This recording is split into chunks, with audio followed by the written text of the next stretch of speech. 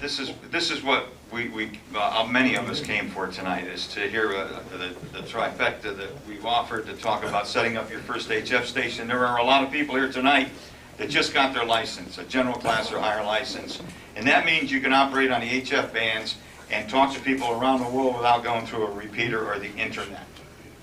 John, Chairman Thomas N4TOL, is going to talk about what you should look for when you're looking for your first rig. You may want to buy something brand new, but shop around, take a look at what's out there, and maybe you can decide on something that fits the bill. Chuck, AE4CW, is going to talk about your first antennas. Marconi built his first antennas. We should build our first antennas too. And Neil is going to talk about accessories used in the ham shack that complement the antennas and the other equipment. So that's it. And it's been a nice ride. What a great year this year. By the way, while Chuck is getting ready, thanks to Martha for the goodies in the back. She's always doing something like that. And please, please, please clean up. A couple of months ago, Mike stayed here till 10:30 at night vacuuming to clean up the debris.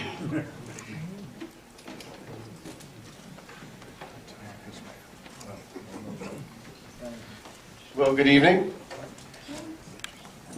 We had a lot of requests to do a presentation, or not necessarily do a presentation, but people come up to the officers all the time about wanting to set up their first HF station. As Walt just alluded to, new hams here, and he said general class or higher, but actually technician class has HF privileges, voice on the 10-meter band, and I believe CW on 80, 40, and 15, if that hasn't changed. I haven't taken the test in a while. But so this really applies to all licensed amateurs if you're interested in getting an HF.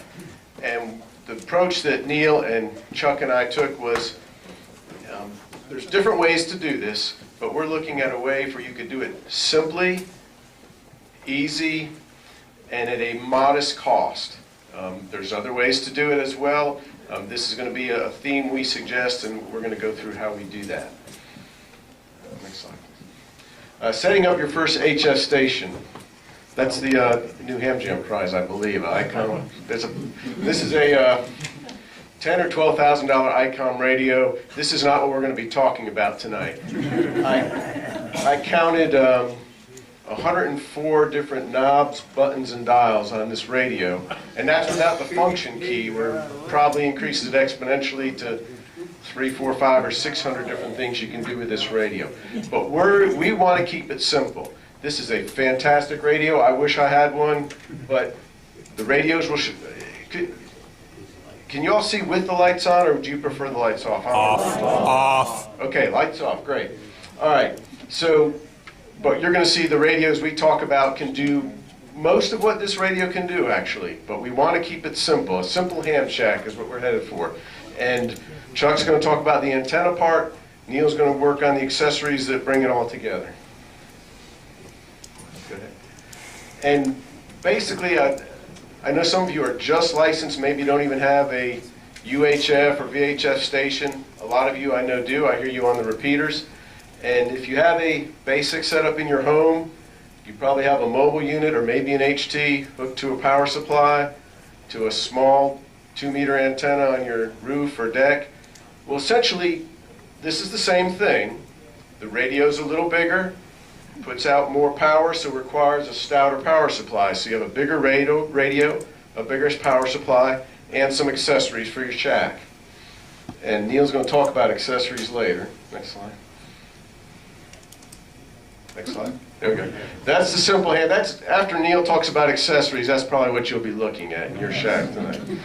But this is not what we're after. We're going to keep it very bare bones. And you know, my shack. You look at the pictures on QRZ. The other half of the room probably looks like that. I just clean up the side. I take the photo of. Next one, please. So to do this and set up your first HF station, it's really not that complex. You can make it complex, but it doesn't have to be. And we're going to show you tonight, you know, modest expense is a relative term, but we feel it's a modest expense of what you can do. And I think Chuck is probably going to allude to some of the total package cost maybe in his presentation. And many concerns are about CC&Rs, and that'll be in the antenna portion, but covenants and restrictions in your subdivisions are an issue. As you know, the club is writing to the congressmen and senators to get this bill passed. I live in a CC&R neighborhood. I've got a hidden wire. I enjoy HF a lot. The objective here, we want to communicate on the HF bands. Yes, sir. A rhetorical question. What's the definition of HF? High frequency? That's close. What does it mean? 3 to 30, 10? Give me your, if you want to take our time, you can clarify the rhetoric, and maybe I could help you. What's the difference between that and 2 meters? Oh, okay. Good. All right. I'll break it down. If you're operating on 2 meters, VHF, 440 UHF, the frequencies 2 meters, 140 megahertz, UHF, 440 megahertz. HF, we're going down in frequency, larger antennas. As your frequency lowers, you're going to need a longer wire, a longer piece of aluminum or steel up there. So what we're talking about now is getting on HF. It's going to be different propagation. Not part of this talk, but nevertheless, it will come up later.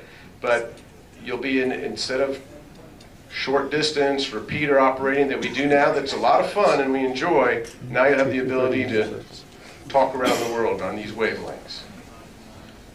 And as we say, communicating on the HF bands will allow us to work stateside and DX.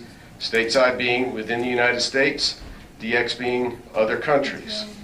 Hawaii and Alaska are actually classified as DX, even though they're part of the United States, they're considered a separate country. So you can do fun things like chase awards and contesting. Shortwave listening is also you can do with these HF radios. I know some of you have shortwave receivers, but the radios we'll be looking at will be full band coverage, will allow you to do that.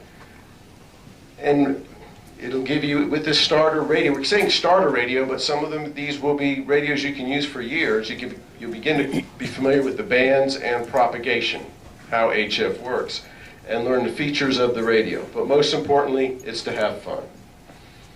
Next slide, please. And having fun is the magic of radio. If you remember, Bob Alphen was here last meeting talking about the expedition to Amsterdam Island, that little rock out there in the south of the Indian Ocean, just north of the Antarctic. And nice radio they were running there, but with the radio and the wire antennas we'll be showing you tonight, you'll be able to contact these. There's really nowhere in the world that you won't be able to contact with the right conditions. Next slide. And I'm going to use an analogy here of fishing.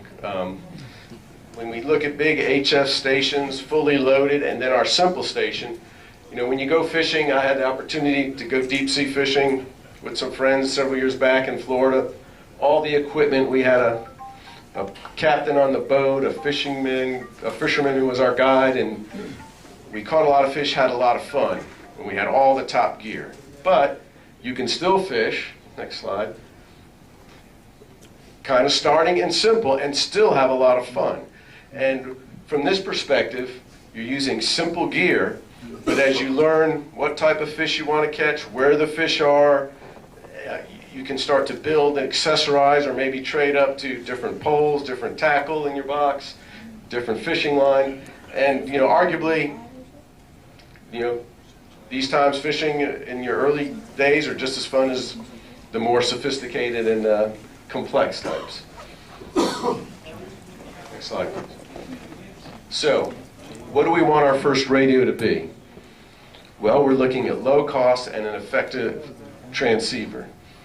Easy to use, a good value for our money, and some of the basic features for HF. We're not going to go back to that rig we saw earlier, probably more than anybody needs, but basic features. How much radio do we need? Well, the features we're going to discuss, we feel in the used range between $300 and $500 you can get a very good radio and good value. New ones are going to be north of $500, But some of the new ones that are on the market today, if you get them secondhand, you can probably get them close to 500, and we'll see that later. Okay. HF radios, what features? Again, this is another analogy or contrast here. If you're on a repeater and you're listening and monitoring, you'll hear some people on these $50 dual band radios. A lot of people in the club have them. Very successful. They work great, have a lot of fun. Some people are using this ICOM 7100, full-featured, multi-mode, has HF, VHF, and UHF. But for 90% of what I think a lot of people use these radios for on the repeaters, if you're listening and they got a good signal in, you can't tell what kind of radio they're on. They work fine. And the point here is that if you have a $10,000 radio or a $300 radio, the fellow out in Spain, with all antennas being equal, may not know the difference, or he'll hear you just fine. So the features of the radios we're looking at, or going to discuss tonight, are solid-state radios, and primarily for their ease of use. And we're looking at solid-state radios probably from the late 80s into the 90s and newer. These radios are on the market. They're still function just fine. I hear them on the air all the time.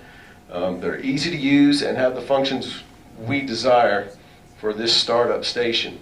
Also, as they've started up in high in price and come down over the years, they kind of level out.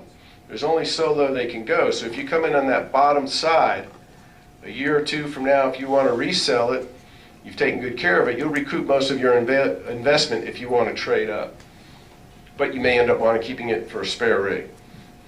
The modes on these radios, single sideband voice, Morse code CW, and the digital modes. That's primarily the sweet spot. Some of them will have AM and FM either as options or built in, or maybe not at all. But I myself, and I could probably speak for Neil and Chuck, who are going to speak later, probably 95 to 98% of our QSOs and contacts that we make are on these three modes. So that's what we're going to focus on. Again, a general coverage receiver. By general coverage, we mean not just the hand bands, but everything in between. When I'm in the shack sometimes piddling around, I'll listen to ham conversations, but also if I'm reading emails, I'll go to the broadcast band and listen to WSB, or sometimes listen to shortwave broadcasts and see what my antenna can do there. So that's a nice option to have. You can even listen to CB if you get really bored. But,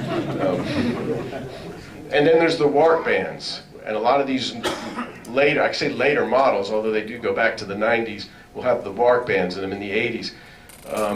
These were bands that were added on late 79. They were approved. I think early 80s they came into the forefront of being installed on a lot of radios. That's 12 meters, 17 meters, and 30 meters, and they're great HF bands to work.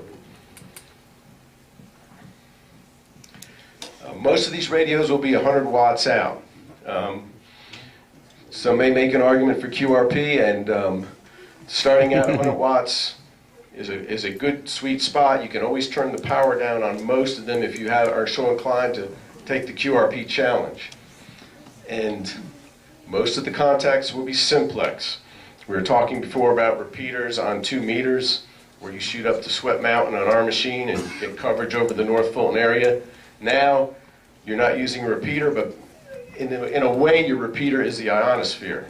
You're going to be bouncing these HF signals and using the hop or the skip to go over the Pacific, the Atlantic, or the poles to work the world. And that's what I see as the fun of HF. I hope you all do that too. Split operation is a feature that we want. The previous slide that we had that showed the de-expedition to Amsterdam Island, probably 95% or more of the contacts that they made with us stateside or anywhere else in the world were operating split, which is where the DX station is transmitting on one frequency and they're listening just a bit higher on another frequency. So having two VFOs, which we want on these radios, with the capability to do split will enable us to work these rare DX entities. The reason they do the split is because of the term called a pileup. When these rare stations get on, so many people dive in all at once, so instead of listening on one frequency, he's listening on a range up and down. So you got to kind of transmit, figure out where you're going to transmit, where he's listening, and listening to him at the same time on a different frequency. A computer interface port. Neil may or may not get into some of that on accessories, but back of these radios, a lot of them have an output port or input. You can do rig control, you can do sound cards, things of that nature, and that's down the road, but you can grow into that with these radios. Next slide, please. So, what are our choices? What are the prices? Well, we talked about new or used. The sources for these radios, obviously, new HRO. You can go down there and look at new radios, spin the knobs, or just get familiar with what these radios do, even if you're going to look at a used one. The popular online sites, I know you got eBay, but a lot of hams are selling on QTH, QRZ, and eHam. I bought some major radios on these sites. I've been very lucky, but you have to be cautious. You have to know what you're looking at and use good common sense. And it's good to talk to other hams about that when you're considering it. Hamfest coming up November 1st, Stone Mountain Hamfest, a great time to go and kick the tires on some of these used rigs. But your best resource is going to be local, known hams. If you could find someone in the club, or a friend of someone in the clubs, or a friend of yours that you've met on the air that you kind of know, if they're selling a radio, the best thing is when you can go to their shack and they give you a test drive and you watch them use it, and just a more comfortable feeling, and that's the best way to go. Next slide, please. So, I'm going to show you a few radios. There's a lot of these radios out on the market. I'm going to show you the next three that are actually in the Club Loaner program inventory, and we'll talk about that in just a minute. But this is we have two of these in the Club Loaner program, Yaesu FT747. Probably has about 12 knobs compared to that icon we saw earlier.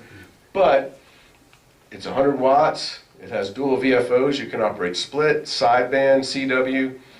A great radio. We've loaned them out. People make a lot of contacts. It's a good way to start. It's a great radio. And then 2 or 3 generations past that is a Yaesu FT840. We have 2 of those in club inventory. And these are super radios. The prices here are average on the used market. You may find some less, some more, depending on how cosmetically the appearance is, and sometimes the owner will give you a rating of how he thinks it works or how he thinks it looks, and that's what you got to kind of sort through. But nevertheless, these are the middle price. This radio we used in field day for many years. We didn't last year, but 2 years ago on 40 meters, it set the record for an ARFO field day contact. So these are great radios and fully functioning. I hear a lot of them on the air. And we also have a Kenwood TS450 that was just introduced into our inventory. This one's priced a little higher than the Yaesu primarily because it has an internal antenna tuner installed. So again, Neil's going to talk about antenna tuners. It's not necessary to have it built into your rig. It's convenient, but sometimes an external one you can get a little more functionality out of. And this is one of the lower cost new radios. I won't say bottom of the line, I'll say value, because this is a darn good radio. It's $640 new. You can get them used as $500, which is pushing the top limit of what we're talking about for these starter radios. I hear these on the air. DX stations and stateside stations will be talking, and I'll hear the great signal, the great audio. They'll talk about their antennas and describe their station. The great setup, and I'm expecting to see some monster radio, but they've invested their money in their antennas and they're perfectly content with the features of this radio. Even though this is a low-cost radio, the radios they make today are loaded with features. So there's some other new radios in this price range, but that's one I would be comfortable having as well. So to sum it up, your best research are the folks sitting to your left and right here. Talk to your fellow amateurs. pick their brains, visit their shacks. If you can visit shacks, you can get to see what radios look like, and maybe they'll let you test drive it, operate, get a feel for maybe what you want and need. I always love to go to somebody's shack because I always pick up some ideas of how they've set something up or interface something in the shack, and it's a great thing to do, so we encourage that. So to close it out, the Club Loaner Program is a service to North Fulton members. I know a lot of you in this room have taken advantage of this, and it gives you a chance to test drive an HF radio. What we ask is, before we lend you the radio, that you actually have a viable antenna to use it, because there's no sense giving you the radio if you don't have an antenna when some other club member could be utilizing it. So, but that being said, and Chuck will talk about this too, probably we have a club, I call it antenna team, but we're always ready to come, assess your site, help you put up an antenna. We've done it dozens of times. It's fun for us. We get satisfaction out of it, and we learn a lot too about how to deal with putting antennas up in different situations. We have a couple of the loaner rigs here that you can look at after the meeting. If you have any questions, come talk to me. Chuck's going to fill you in on antennas now.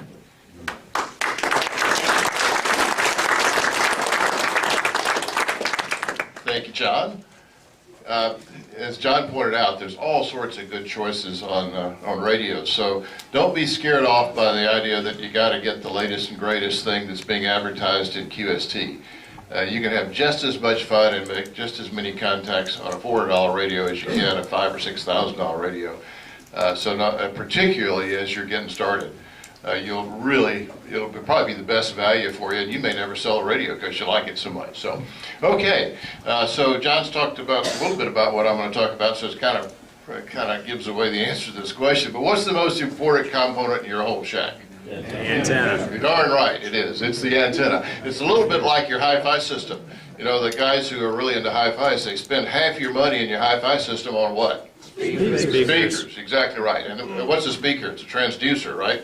Turns electricity into sound. What's an antenna? Turns electricity into radio waves. So there you go. So antennas are really, really important. Yet they don't have to cost a lot. You can get a lot of value in antennas for a lot less than you can in speakers for your hi-fi system. So next slide, please, Joe. All right. Now, no antenna is perfect, but next slide.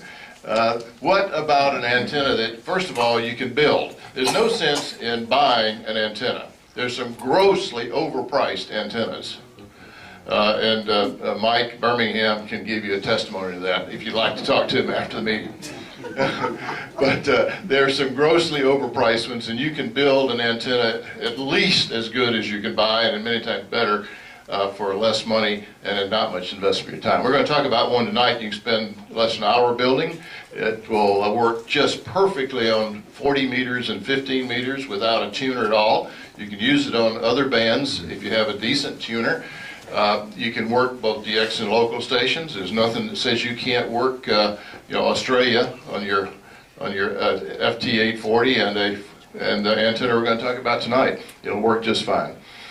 You can fit it in a small amount of space, and we'll talk about some options on space here. And you can build it for very little money, like $20 or less. So there you go. How about the next slide, Joe? All right. Here's what we're going to talk about tonight. An antenna that will work on 40 and 15 meters, and the first version we're going to talk about is the traditional dipole. Everybody has probably learned a little bit about a dipole, even the technicians here in the class, or in the meeting tonight. So, dipole is simply a half wavelength antenna fed in the middle, typically fed with some sort of coax. In the case of this dipole, for 40 meters and 15 meters, it works at 66.5 feet long, and we feed it with 100 feet of 75 ohm coax. Now that's kind of weird, isn't it? Everybody goes and buys 50 ohm coax, right? All your radios say 50 ohms on the output. Why would anybody put 75 ohm coax on an antenna? Anybody have an idea? A little better match. Well, one good reason. It's cheap. Joe had that right answer. Because that's the same coax used on TV. There's a huge market for it, so it tends to be inexpensive. What's another good reason? Feed point 70 ohms. There you go. The average, and there's no such thing really as an average, but the free space feed point of a dipole is 72 ohms. So if you have a choice, why not pick a piece of coax that's got something close to the feed point impedance of the antenna? So there's no good reason not to use 72 ohms or 75 ohms. And in fact, in this case, it actually makes the antenna work better. Go to the next slide. And here's an example of what everybody is probably familiar with SWR, standing wave ratio, right? Everybody looks for a standing wave ratio that's 1-to-1, and you never quite get that. But anything less than 2-to-1 is just fine for all of these rigs you sell tonight. They'll put out 100 watts into 2-to-1 SWR. So if you can get your SWR 2-to-1, you're doing just fine. Here's what the SWR on that antenna we just looked at is, and by the way, that's at 40 feet high. And by the way, that antenna we just talked about, you need to support it somehow, right? So how many supports do you need for a dipole like that? 2. 2, maybe 3. You could put one in the middle if you like, but you need at least 2, one on each end. So 2 trees in your yard, if you got 2 trees that are 40, 50 feet high, then you string that dipole up as long as they're about 70 feet apart. And you got a SWR that looks about like that. Now go to the next slide, Joe. This same antenna works just fine on 15 meters. The SWR is not quite as nice, but up on the phone end of the band it's just fine, and it's actually okay down on the digital end of the band. And if you want to work CW, we can make a little adjustment and make it work fine down on the CW side. And by the way, I think there was a mention, who mentioned this? It may have been John or Walt, somebody, that of course as a technician you can work 10 meters on phone, right? Mm-hmm. You got phone privileges on 10 meters, and you also have CW privileges on, I think it's 80, but certainly 40 and 15 and 80. So you got 3 bands where you can work CW. And this antenna is obviously just right for you because it'll do 40 meters and 15 meters. So you can do CW on 40 and 15. All right, now, what if you say, darn, I don't have 2 trees. I only got 1 tree in my yard. What do I do? Sloper. Okay, there you go. You just hang this sucker from the middle and slope the ends down. And in this case, we put it up at 40 feet. And the only kind of rule of thumb here is you want the angle between the V there to be 120 degrees or more. You'd like it not to be less than 120 degrees. So that's 30 degrees off a horizontal on each side. If you do that, you'll have a great antenna. It'll propagate well. And go to the next slide, Joe, and you'll see that the SWR stays actually even a little bit better here on 40 meters. And on 15 meters, what does it look like? Oh, okay, pretty good there, too, as well. So 40 and 15 meters are just fine. Now, I know there are a whole bunch of, and by the way, while we're talking about these antennas, we talked about the fact that most of us, if not, well, most of us, I think it's probably most of us, live in neighborhoods that have some sort of covenant restrictions on what we can do, right? Who lives in neighborhoods that have a covenant? Darn. Well, have you sent your letter to your congressman for HR 4969? That's, hopefully we'll get some action on that. But even if we can't, I think most of us who have covenant restricted neighborhoods have wires hanging in our trees somewhere. So how many people are in covenant restricted neighborhoods that have wire in the trees? Okay, so the reason you can get away with that is because wires are darn near invisible. If you have trees, and more than 2 trees with nothing in between, the wire will disappear into the foliage, and your neighbors will likely never see it. And sometimes you have a hard time seeing it. John, I think, who was just a moment ago, said every now and then he looks out and says, "My antenna fell down." Oh, no, it didn't. It's still there. So it's hard to see. But what if you just don't have any trees at all? What do? Well, here's a solution. Go to the next slide there. Yeah, we call it the attic Z.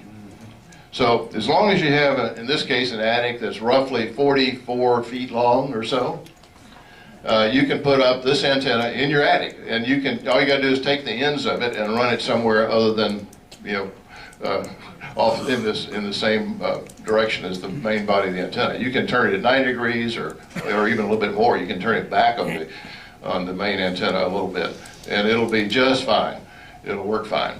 And So you can see there, and it can be sloped up and down a little bit. It can be horizontal with those ends going up or down. It doesn't make a whole lot of difference. Just as a general rule of thumb on a dipole, you can take 30% at the ends of the antenna and do anything you want with it, and it won't make much difference to how the antenna works.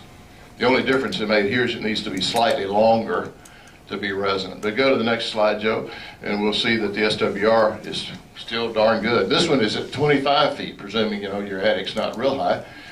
This one's at 25 feet, and on 15 meters it looks the same, or pretty close to it. So the antenna will work just fine without any tuner at all on those two bands, and if you can actually work the other bands if you have a reasonably capable antenna tuner.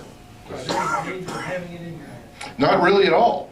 The only thing you want to do, is there any danger of having the antenna in your attic?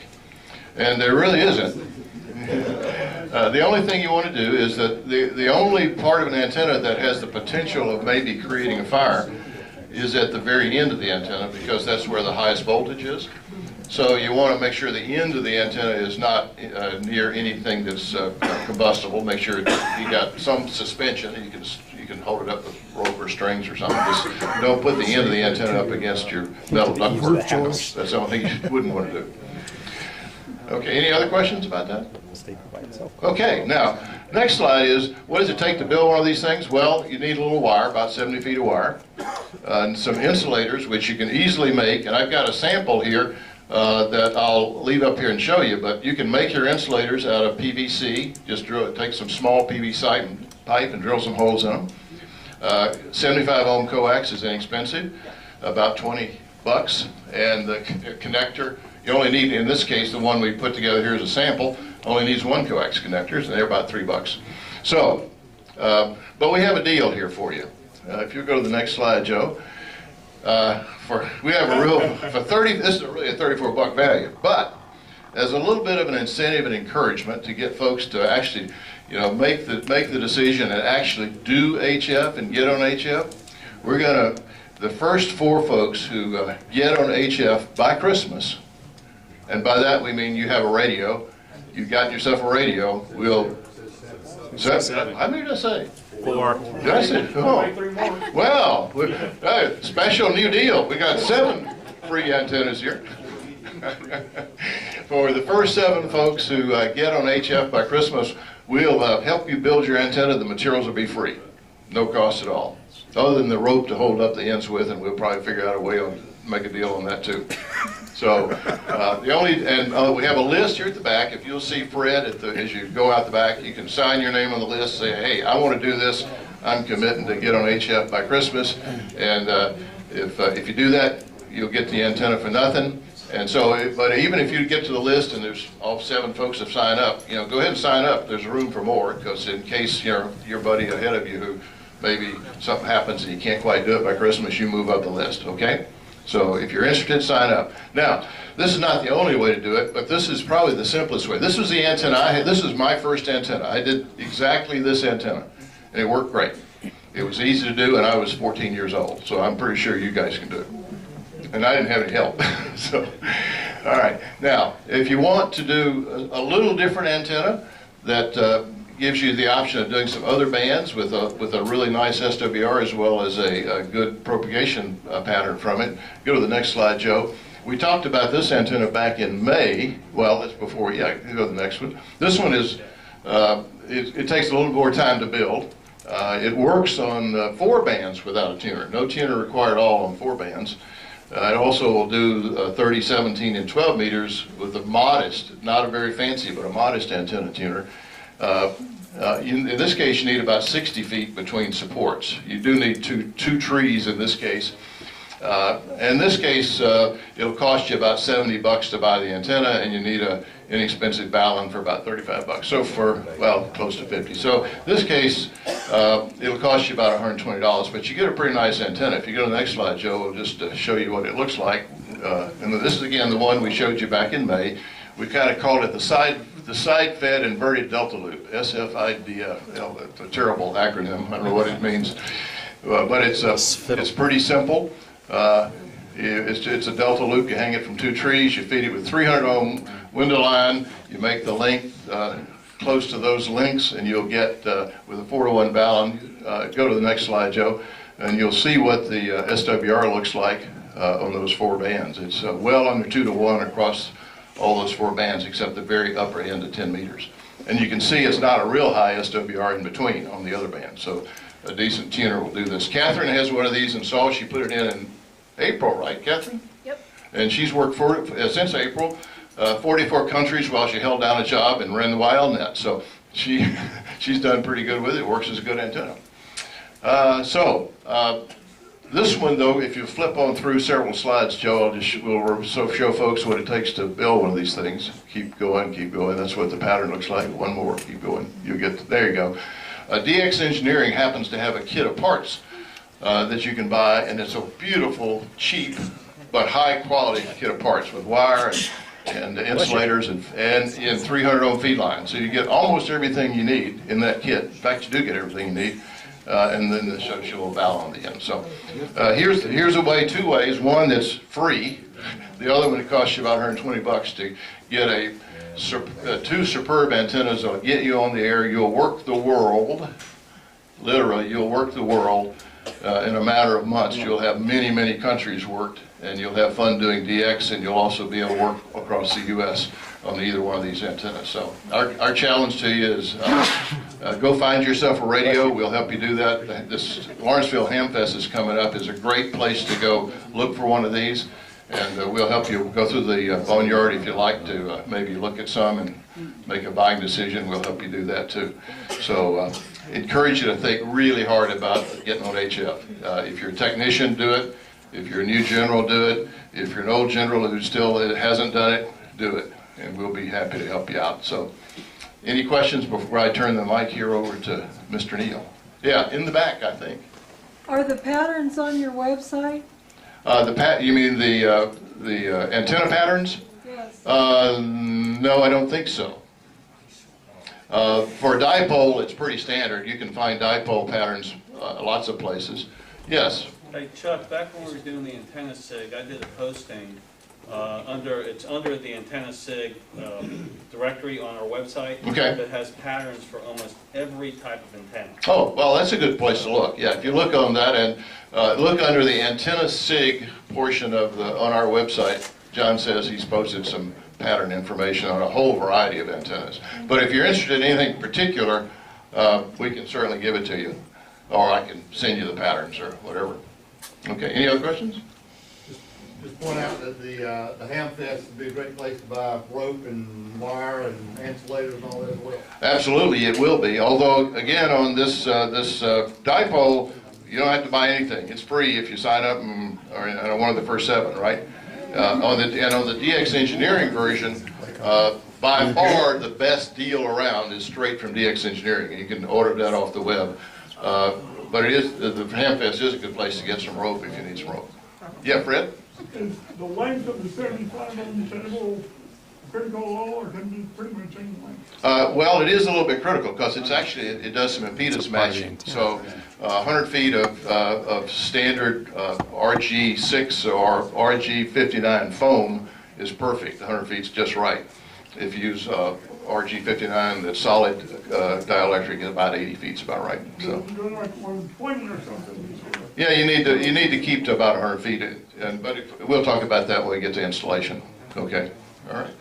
Okay, time's running out, so I need to turn this over to Neil, but if you have any more questions, grab me afterwards, and I'll be happy to work through whatever you would like to know, and I hope you find the answer. Neil? Yes.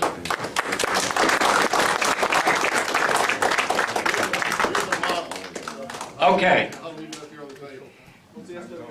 Accessorizing your HF station. I'm going to take it from the radio out. And we're going to start with a desk mic. Hand mics are nice, but if you get into a long QSO, keeping your hand on that trigger is tiresome. Older mics, that's a Shure 444. It is an incredible mic to this day. It's still a great mic. You can lock it and transmit. Easy to wire for any radio. a speaker. Happens to be a Kenwood that weighs about 10 pounds, but it's an incredible speaker. And the speakers in most HF radios leave something to be desired. So a good speaker is important. Okay, where do we go? Oh, yes. To keep peace in the house. I'm working 80 meters in the middle of the night. Nancy is not amused by CW or RIDI at 4 o'clock in the morning. So a good set of cans or headphones is important. I found these due to a review. They are made by a company called Grado, G-R-A-D-O, Grado Laboratories, located in all places in Brooklyn, New York. This is the only thing they have done for 60 years. These are about $60. In the write-up that appeared, it said they were, and they were talking about for audiophiles, but they said they were far superior to any of the others that were running 200 and 300 and up. They are great. My hearing is not that great, so I got a set and I gave them to my friend Mac, W4AX. He has an incredible ear. And I said, I want you to tell me your honest opinion. And he said, they are outstanding. So Grado is on the web. You can get it from a number of places. You can get it from them. It's the same price, about $60. And they are great headphones. Okay. Do they make a model with a mic? Sir? Do they make a model with a mic? No. However, there is a way to attach a mic to it. And if you'll drop me a note, I can send you the link. It's a very good mic, and it uses a sticky pad that you attach, and it's a boom mic. You just have another cable.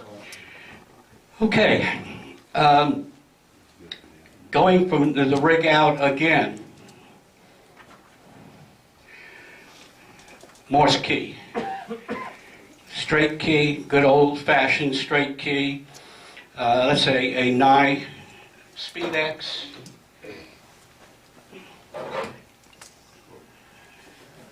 Something is attached to it. An iambic keyer. A lot of people will tell you start off with a straight key. Some say go right to an iambic. I think it depends upon the individual person as to how they will go. Okay. What's the difference for the people that don't know, Neil? Sir? What's the difference for the people that don't know?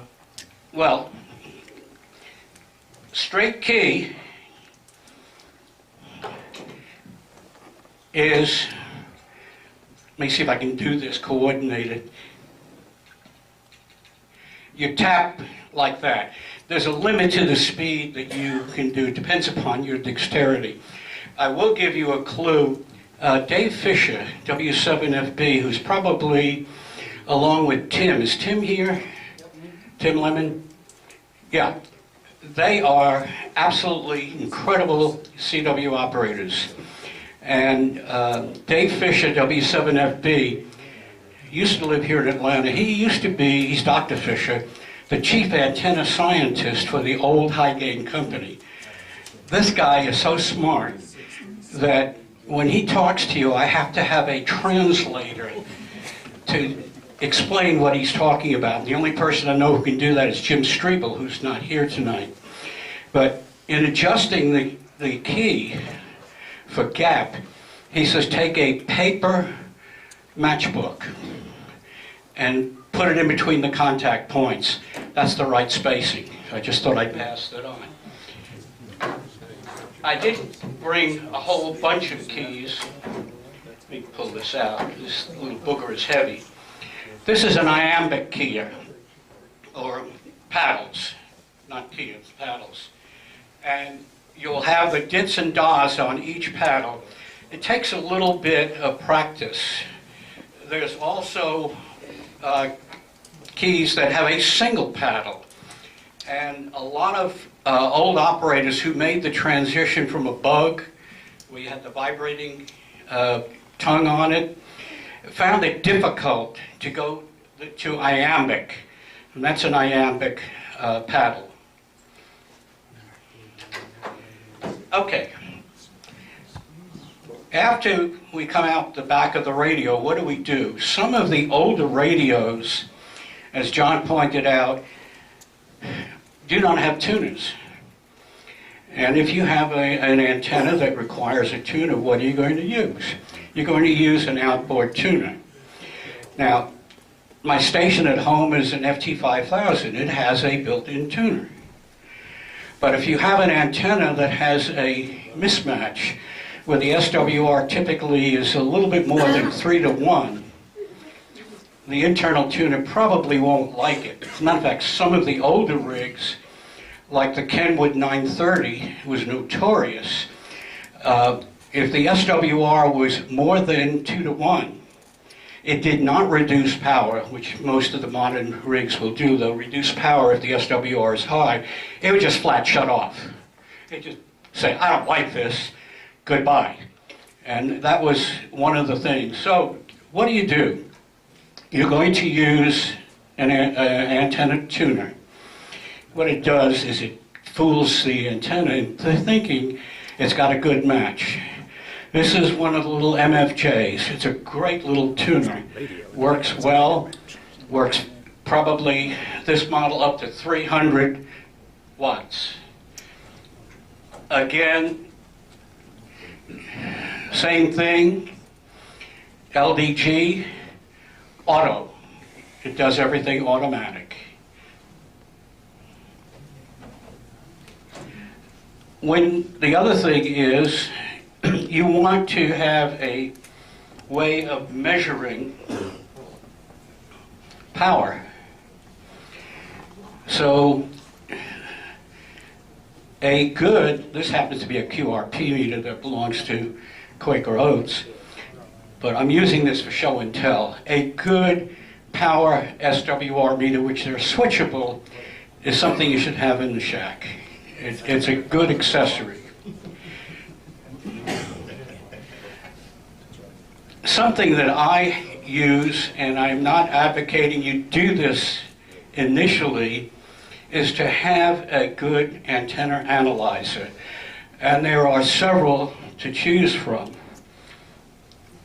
MFJ makes a very nice unit. The club has one. So it's available for members to borrow and use. I happen to use a Palstar ZM30, which is extremely accurate. It's a very, very good unit. Again, I'm not advocating that you get this initially. To my way of thinking, the very most important thing is antenna, antenna, antenna. As Chuck mentioned, that's everything. ZM30 is a very, very good unit.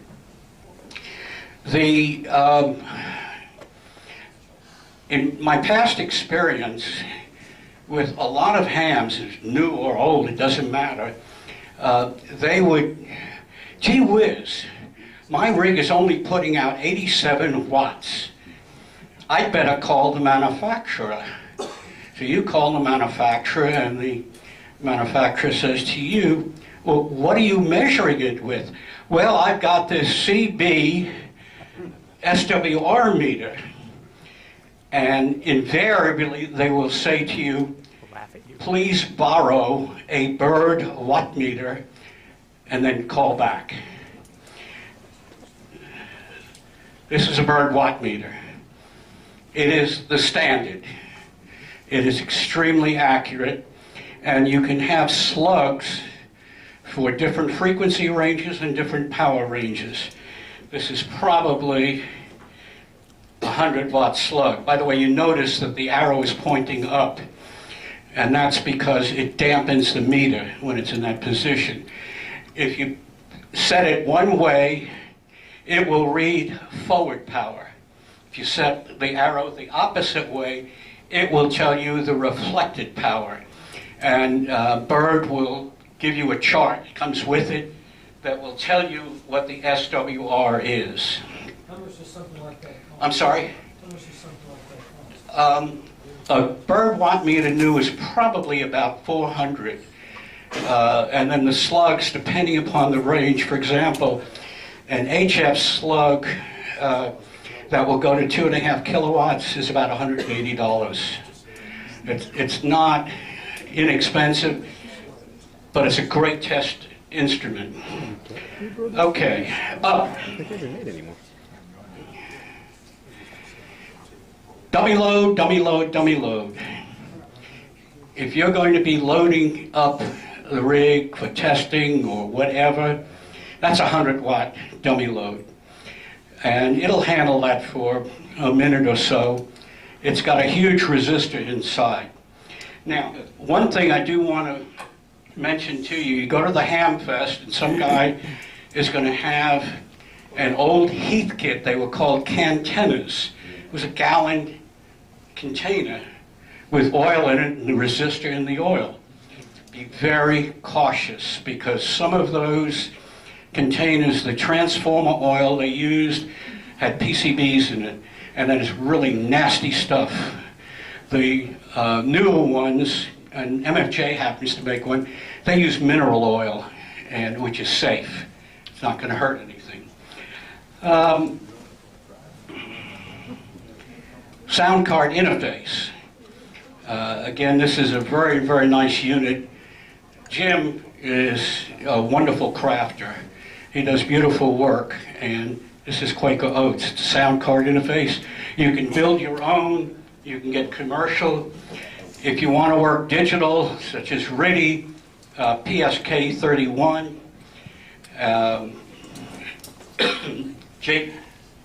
JT65, any of the digital modes, it requires the sound card interface.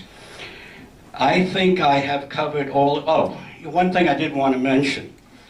Dave Fisher, W7FB, besides being an incredible CW operator, he is, he used to have a famous saying, is the SWR under 10 to 1? Call CQ. Well, that was okay with with hollow state, I call them rigs with two finals. They were hybrid rigs, and some of the older ones were more than hybrid. They would tolerate high SWR without reducing power. The more modern rigs do not like high SWR. It'll fault and stop. A lot of people over the years have said to me, okay, I've got my station. What kind of linear should I buy? And my answer is, what kind of antenna have you got? Oh, I've got this really nice G5RV Junior. I said, save your money. Get a better antenna. If you double your power, you're going to add 3 dB, half an S unit. The guy on the other end can't tell the difference. So these are just some of the things that are nice to have. The basics are going to be the mic, the key, whatever key you want, the antenna tuner. If you have any questions, I'll be here. I do have, Steve, can you cut the lights out for just a moment? I just have a couple of slides. Thank you. Next.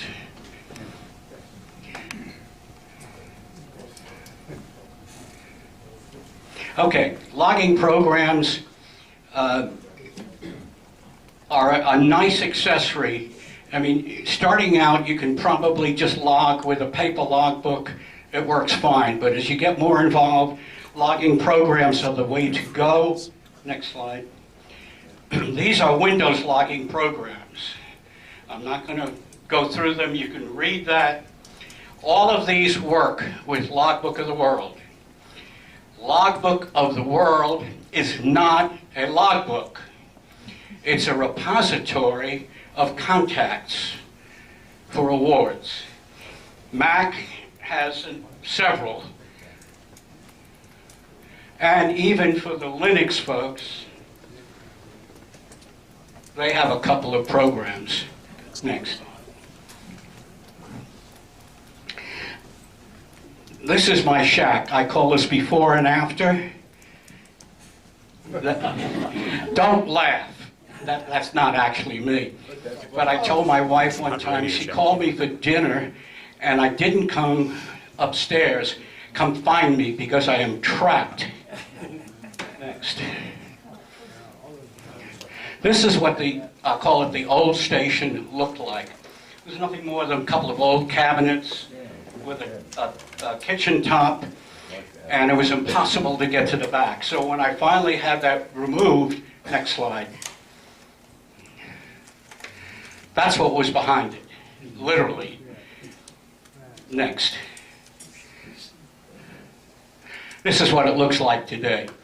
Paul Kelly, W4KLY, he and his son Scott are master cabinet makers, and they built this, and there is a 3-foot space behind the rig so that I can get to all the wiring and take care of it. But that's my home station.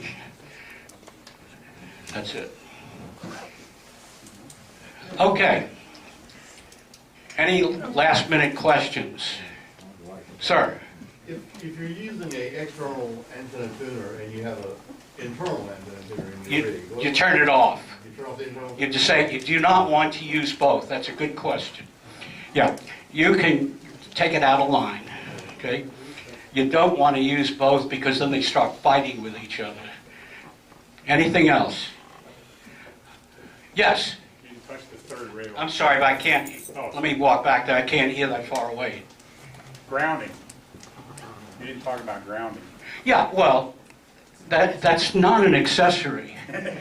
That is smart operating. You should always have a really good station ground. That's not an accessory. That's a given. And what I've done in my station is I have a piece of copper pipe on the back, and I drilled and tapped it all along, and all the ground wires attached to there, and it goes outside to 8-foot ground rods driven into the ground. Anything else? Walter? No, could I just have the Thank you. the three of you front and center?